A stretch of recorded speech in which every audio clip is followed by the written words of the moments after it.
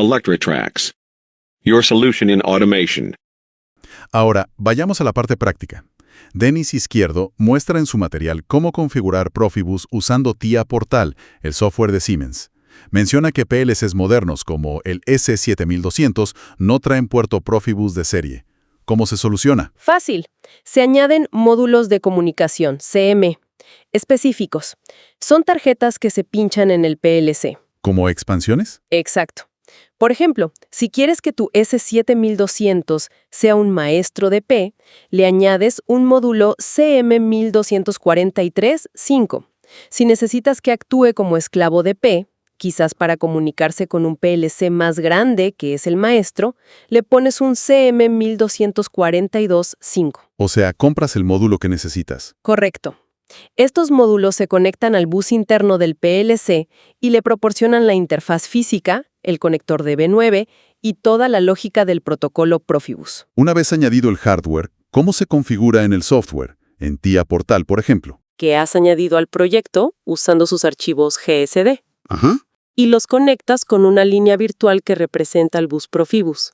A cada nodo, maestro y esclavos, se le asigna una dirección Profibus única en la red, un número entre 0 y 126, como dijimos. Hasta ahí parece lógico. Pero aquí viene el concepto que Denis Izquierdo enfatiza como absolutamente crucial para entender el intercambio de datos. Es la clave del asunto. A ver, ¿cuál es? El área de transferencia. El área de transferencia. Suena importante. ¿Qué es exactamente y por qué es tan clave? Es fundamental porque es donde realmente se define qué datos se van a intercambiar entre el maestro y un esclavo específico. Y la configuración de esta área se realiza siempre en el dispositivo esclavo. Ah, se configura en el esclavo, no en el maestro. Exacto. Imagínalo como si el esclavo tuviera unas bandejas o buzones de entrada y salida de datos. Buzones. Me gusta la analogía. Perfecto. Como buzones o casilleros. En la configuración del esclavo, tú defines, maestro, los datos que tú me envíes, que son salida para ti, Q, déjalos en mi buzón de entrada, que empieza en la dirección de memoria X y tiene una longitud Y bytes o palabras. Vale, el esclavo dice dónde recibe. Y también dice, y los datos que yo tengo para ti, que son salida para mí, Q, recógelos de mi buzón de salida, que empieza en la dirección Z y tiene una longitud W. Y el maestro usa esas direcciones que el esclavo le indica. Exactamente. Desde la perspectiva del maestro, esos buzones del esclavo se mapean a sus propias áreas de memoria de entrada y salida. El maestro sabe que para enviar datos al esclavo X, tiene que escribir en su propia dirección de salida, que está mapeada al buzón de entrada del esclavo X, y para leer datos del esclavo X, lee de su propia dirección de entrada, mapeada al buzón de salida del esclavo X. Entiendo. El esclavo define los puntos de intercambio, las direcciones postales, y el maestro las usa para enviar y recoger la correspondencia de datos. ¿Y cómo se ve eso en la práctica en TIA Portal? En TIA Portal, por ejemplo, configuras esto seleccionando el esclavo en la vista de red o de dispositivos. Allí defines estas áreas de transferencia. Especificas la dirección de inicio, por ejemplo, IW2 Input Word 2 del esclavo, o sea, la palabra de entrada 2, y la longitud, ejemplo, 4 bytes. Pones la dirección y cuánto ocupa. Eso es. Denis Izquierdo muestra cómo el software a menudo usa flechas para indicar la dirección del flujo de datos, maestro, esclavo, esclavo, maestro, y aclara la notación que a veces confunde un poco. I es igual a input, entrada, Q es igual a output, salida. Pero ojo, la Q del maestro se mapea a la I del esclavo y viceversa. Claro, la salida de uno es la entrada del otro. Exacto. Y también se especifica el tipo de dato. B es igual a byte, W es igual a word, palabra 16 bits, D es igual a double word, palabra 32 bits. También menciona la opción de coherencia. Coherencia. Sí, si transfieres varios bytes o palabras, puedes elegir si quieres que se transfieran byte a byte o como un bloque completo de una sola vez, para asegurar que no leas un dato a medias mientras se está actualizando. Importante para datos que deben ser consistentes. Entendido. Entonces, la clave es configurar bien esas áreas en cada esclavo. ¿Y si integro un dispositivo real como ese analizador de redes CentronPack que muestra Denis Izquierdo? ¿Es igual de manual? El principio es el mismo, pero generalmente es más sencillo para el usuario final. El fabricante del CentronPack o cualquier otro esclavo complejo ya ha predefinido las posibles áreas de transferencia en su archivo GSD o DTM. Ah, ya vienen definidas. Sí. Cuando lo añades al proyecto en TIA Portal, en lugar de definir direcciones de memoria manualmente, como harías si configuras un PLC como esclavo, seleccionas de una lista las variables que quieres leer o escribir. Por ejemplo, Por ejemplo, seleccionas tensión L1, frecuencia, corriente fase A. El software, usando la información del GSDTM, se encarga automáticamente de mapear esas variables seleccionadas a las direcciones correctas dentro del área de transferencia predefinida del esclavo Centron. mucho más fácil. Sí, pero la clave sigue siendo la misma, y es lo que Denis Izquierdo recalca. Entender que ese mapeo, esa definición de qué dato va en qué buzón, reside conceptualmente en la configuración del esclavo, aunque el software te lo facilite enormemente con dispositivos comerciales. Si entiendes el concepto del área de transferencia en el esclavo, entiendes cómo fluyen los datos en Profibus DP. Queda mucho más claro con la analogía de los buzones y sabiendo que se define en el esclavo. Para ir cerrando, ¿cómo se compara Profibus con otros protocolos industriales? Denis Izquierdo hace algunas comparaciones rápidas. Sí, es útil ponerlo en contexto para saber dónde encaja hoy. Comparado con Modbus TCP, por ejemplo. Bueno, Modbus TCP opera sobre Ethernet estándar, cable RJ45, switches Ethernet. Profibus DP usa RS485, cable morado, conectores DB9. Modbus TCP puede coexistir fácilmente en redes corporativas y subir más alto en la pirámide de automatización.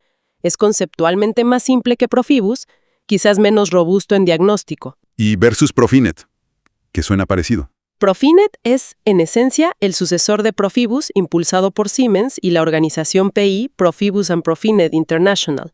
Se basa en Ethernet industrial. O sea, ¿también usa cable tipo Ethernet? Sí, cableado Ethernet industrial. Es significativamente más rápido que Profibus DP, mucho más flexible en topologías, estrella, línea, anillo, sin necesidad de DPB2, y está diseñado para cubrir toda la pirámide, desde el campo rápido hasta el nivel de gestión. De hecho, Ethernet industrial es un término paraguas que incluye a Profinet, pero también a otros como Ethernet IP, EtherCAT, Modbus TCP. Entiendo, Profinet es la evolución sobre Ethernet. Exacto. Luego menciona DNP3 y S61850. Esos me suenan más del sector eléctrico. Tal cual. Son protocolos muy especializados principalmente para el sector eléctrico. Subestaciones, generación, transmisión, distribución. Tienen funcionalidades muy específicas para ese dominio. Eventos con marca de tiempo, modelos de datos complejos que Profibus no cubre. Son mundos diferentes. Y finalmente, BS Modbus RTU sobre RS485. Comparten el cableado a veces. Cierto, aquí comparten el medio físico, RS480, lo que a veces genera confusión. Podrías usar el mismo tipo de cable, pero son protocolos muy diferentes. ¿En qué sentido? Profibus es mucho más robusto y complejo. Tiene mecanismos de diagnóstico incorporados muy potentes, gestión de errores más sofisticada, permite velocidades mucho mayores hasta 12 megabytes versus 115 kilobits por segundo típico en Modbus RTU, y su estructura maestro-esclavo con paso de testigo opcional es más determinista y eficiente para redes más grandes que el simple sondeo secuencial de Modbus RTU. Modbus es más simple, más fácil de implementar, pero menos potente. Clarísimas las diferencias. Otro. Muy bien. Creo que hemos recorrido bastante sobre Profibus, apoyándonos en el excelente material de Denis Izquierdo de Electrotracks. Sí, ha sido un buen repaso. Vimos los fundamentos, las variantes de P como el caballo de batalla y PA para procesos específicos con sus características y aplicaciones. Detalles clave como el cable morado, ese compromiso crítico entre velocidad y distancia. La importancia vital de los terminadores, que no se nos olviden. Jamás.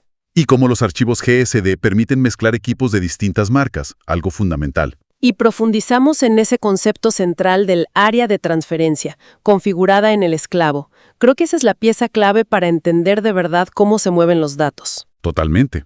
Es el corazón del intercambio, el punto donde se define qué información viaja entre el controlador y los dispositivos de campo. Exacto. Entonces, con todo esto en mente, ¿Cuál sería la reflexión final? ¿Qué significa Profibus hoy en día? Aquí es donde conectamos con el panorama actual, ¿no? Profibus DP, a pesar de su enorme base instalada a nivel mundial, estamos hablando de millones y millones de nodos operativos y de seguir siendo perfectamente funcional para muchísimas tareas. Sí, sigue funcionando perfectamente en muchas plantas. Exacto, pero tiene su techo natural en los niveles de campo y control de la pirámide de automatización. Las tendencias actuales, la industria 4.0, la necesidad imperiosa de más datos, mayor velocidad, una conectividad fluida y vertical hacia sistemas superiores, MES, ERP, la nube. Todo eso apunta a Ethernet. Claramente. Apuntan hacia protocolos basados en Ethernet industrial como Profinet u otros. Ofrecen más ancho de banda, más flexibilidad, integración más sencilla con redes IT. Lo que nos lleva a una pregunta inevitable para muchas plantas que tienen redes Profibus extensas y funcionando. Exactamente. Esa es la gran pregunta hoy. ¿Cómo gestionar la transición o la coexistencia? Tienes plantas con kilómetros de cable morado Profibus funcionando perfectamente, controlando procesos críticos. No puedes simplemente arrancarlo y reemplazarlo todo por Ethernet de la noche a la mañana. Sería una locura. Imposible en muchos casos. Entonces, la pregunta clave es, ¿qué estrategias, qué tecnologías como proxies o pasarelas inteligentes, gateways avanzados, permiten construir puentes efectivos entre ese legado robusto y fiable de Profibus y el futuro conectado de Ethernet industrial? ¿Cómo modernizar sin interrumpir? Justo, cómo se moderniza sin interrumpir operaciones que a menudo no pueden detenerse. Esa gestión de la migración y la coexistencia es uno de los grandes desafíos y también áreas de innovación en la automatización industrial actual. Algo en que pensar sin duda para quienes trabajan con estas tecnologías. Un punto excelente y muy relevante para cerrar esta exploración. Muchísimas gracias por acompañarnos en este análisis. Un placer, como siempre.